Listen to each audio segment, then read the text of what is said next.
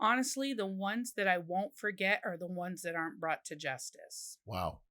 Now, does that mean just because you weren't able to develop enough proof to arrest them? No, I believe that there's proof to arrest them. It's proven it beyond reasonable doubt and getting it into a jury's hands. So I had a 3-year-old turning 4 told me what a man did to her, told me with two other women in the room, and she told us what he did. And she's young, 3 turning 4, 4 turning 5, and she's not depoted for a year and a half. So by that time, no one's talking to her about the acts that happened that she has no idea what they are.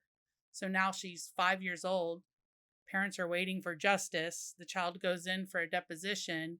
She's talking about, I don't know, unicorns and oh my God. princesses, and the case is dropped. So the ones that sit with me are the ones that I can't bring to justice. So let me peel that back a little bit. Is that a problem from the state attorney's office, meaning that they're overworked, meaning they just don't have the resources and the manpower to expedite a case to fast track it? Or is there a disconnect where these prosecutors want, everything with a ribbon around it, and they want confessions and they want the smoking gun, and they're just not willing to go the extra mile? What's the disconnect there?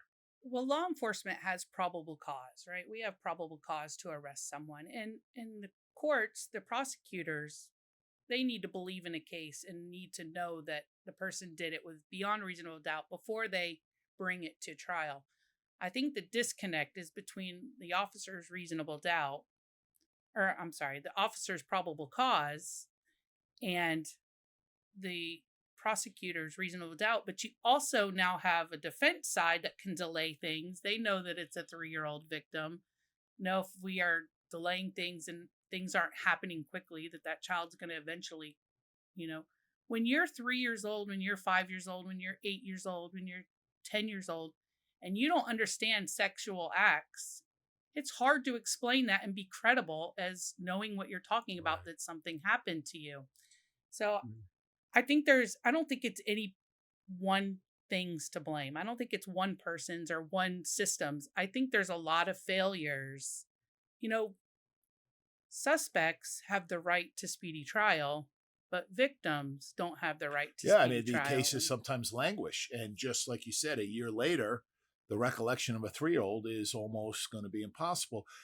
I'll tell you, I find it fascinating that we're having this conversation because many of the states, as you know, have done away with the statute of limitations, at least on the civil side, where someone who was a minor who was sexually assaulted or sexually abused can now go after a person who victimized them, meaning 20 years later, now that they're an adult, something has happened where they can now go after that person.